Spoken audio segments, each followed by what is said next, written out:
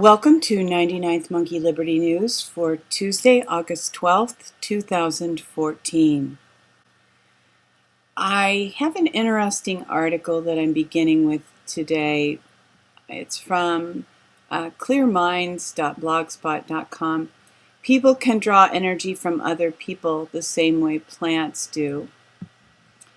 And I guess this is kind of a mental health article. It's very new agey, but I do believe this is real. And there are a couple of reasons why I believe this is real. One of them is that I can feel other people's energy. I've sort of always been able to, and honestly, most of the time it's disturbing. There are some people who are peaceful and have a peaceful spirit and are pleasant to be around, but I'm more aware of when the opposite is true. And the other reason I really believe this, and you can call it an aura or an energy field, or whatever, however you want to phrase it. If you want to make it more scientific, just call it an energy field.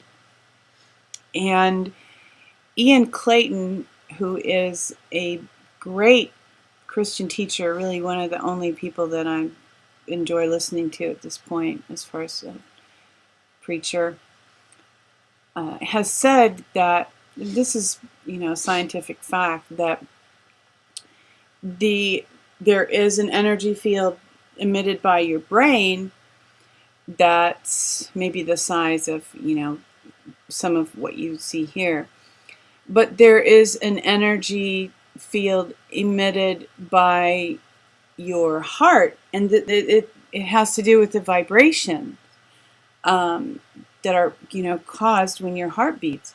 The energy field around that's emitted from your heart extends out, I think it was like 12 feet. So I think this is one reason why it's really stressful being in crowds, being in work and living circumstances where you're very close to other people. Of course, some people are positive influence, give off positive vibrations, which is great. And hopefully you have friends that are, it's a comfort to you to be around them, because you enjoy their energy field. You enjoy just the waves that are being given off from their heartbeat. These things are significant. They are a part of our lives. They are a part of our reality. And I believe it's helpful to be aware of some of these things. I want to acknowledge this. Don and I listened to this, watched this video yesterday. I don't agree with 100% of what this man said. I actually agree with some of the commentary that he is disagreeing with and challenging. However, the idea that for a long time church people have permitted Bible commentators to define faith for us instead of just reading the Bible for ourselves, I think is a bit of a problem, because the people who have done the interpreting and the commenting, and by interpreting I don't mean the translation from Hebrew, and Greek, although of course that there is an aspect of that, but I'm referring to interpreting as just parsing, breaking down, telling people what it's about. It's helpful to have friends and talk about what God expects, what do the scriptures mean, but to just accept somebody else's opinion because it's a part of a reference Bible is probably a mistake. And in kind of in the same vein, I want to mention this article, State-Run Churches Caught Red-Handed. Many 501c3 pastors promote viewpoints rather than liberty. And This has really weakened us as a culture. If you did not listen to Chuck Baldwin on Alex Jones yesterday and you have some time, you might want to hear what Chuck Baldwin actually said pertaining to some of this information. At the time of the Revolutionary War, late mid 1700s, the preachers were encouraging people to be free and to exercise their free will and to not let tyrants lord it over them. And the cabal, the social engineers, are aware of that. They're well aware of that. And they have thought ahead to this time when people would become dissatisfied and intentionally weakened the church, intentionally weakened the stream, the flow of at least the sources, the conventional, traditional sources of the flow of truth. Now, the good news is, of course, many of us have broken out of this paradigm. And it's sad that church is no longer a safe haven for people of faith. But God is faithful, and there are some pastors who are out there who are walking in a good place, and Chuck Baldwin I believe is one of them. And he is founding an organization that puts together Christians who want to have a socially active, holy church with pastors who are desiring the same thing, so that people who are, if I can use the word, freedom fighters, are able to find places of worship where they will find like-minded people and supportive pastors. So I found this helpful, important, significant, and wanted to share it,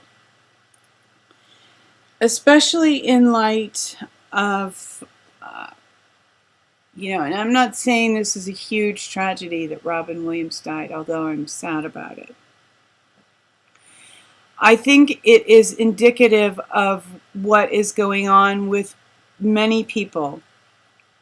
I think people are losing hope. People are becoming deeply frustrated. People are finding it hard to go on. And this is not unique. I mean, a lot of people are in emotional trouble right now. And I think many people are on the verge of being in, it's like dancing on the edge. You still get up in the morning and put one foot in front of the other, but are you peaceful? Are you fulfilled? Are you happy? I think it's becoming more and more difficult to be happy. I mean, whatever that means, but even to have joy and hope for the future. So in light of that, I'm keeping this kind of short again today just because of, as I mentioned yesterday, the issues I had with YouTube. Want to make sure that is a thing of the past. But there are a couple Bible passages. Actually, these both came up in my reading of the One-Year Bible this morning. Both of the passages I'm going to share, but I think they're significant for this time and this place. When I kept silent about my sin, my body wasted away through my groaning all day long. And I know that reading this kind of makes it seem like this is about sin. Like I'm saying you did something wrong and you need to come clean. Well, no. That is not at all the idea that I want to release here. What I want to release is, we all have things that we feel bad about. We all have perceived failures. We all have perceived shortcomings. We all feel inadequate, certainly at least at times. And, releasing those feelings of inadequacy to God is essential to having peace, having joy. And I want to go through a little bit more of this psalm. God says, I will instruct you and teach you. Well, here, I don't want to skip this, actually. This has been a real significant verse to me at times. The person crying out to God, you are my hiding place. You preserve me from trouble. You surround me with songs of deliverance. And that is a beautiful, beautiful word picture that God actually surrounds us with songs of deliverance. Who's doing the singing? Well, it's God. God sings around us. I mean, He does everything on His side to bring about our release, our deliverance, our freedom. He sacrificed Jesus. That was really the ultimate, and He was willing to do that for us. So He is not against us. I mean, we get this feeling of sin. God's mad at me. God hates me. Well, no, that's not accurate. And reading on here, I will instruct you and teach you in the way which you should go. I will counsel you with my eye upon you. And that's God speaking, and then He says, don't be like the horse or the mule, which will only come near you if you force him to with a bit and bridle. In other words, God's saying, just come to me. He's not looking to drop the hammer on us. He's looking to surround us with songs of deliverance, and bring about our healing and our restoration, and have our lives be a rich and prosperous and blessed place to be. So, ending here with this part, many are the sorrows of the wicked, but he who trusts in the Lord, loving kindness shall surround him. Be glad in the Lord and rejoice, you righteous ones, and we're made righteous by the blood of Jesus. And shout for joy, all you who are upright in heart. And I have one more here. This is the good news. I mean, that's good news too. But just to remind us who the other people are, who the cabal is, who the bad guys are, and how God views them. The acquisition of treasures by a lying tongue is a fleeting vapor, the pursuit of death. The violence of the wicked will drag them away because they refuse to act with justice. And if people are in these days, the cabal, the social engineers, whoever, bad policemen, bad judges, whoever, if they refuse to act with justice, their own violence will drag them away. Thank you for tuning in for today's 99th Monkey Liberty News. Weeping may endure for a night, but joy comes in the morning. Hoping that you will love one another, take care, and enforce the Bill of Rights.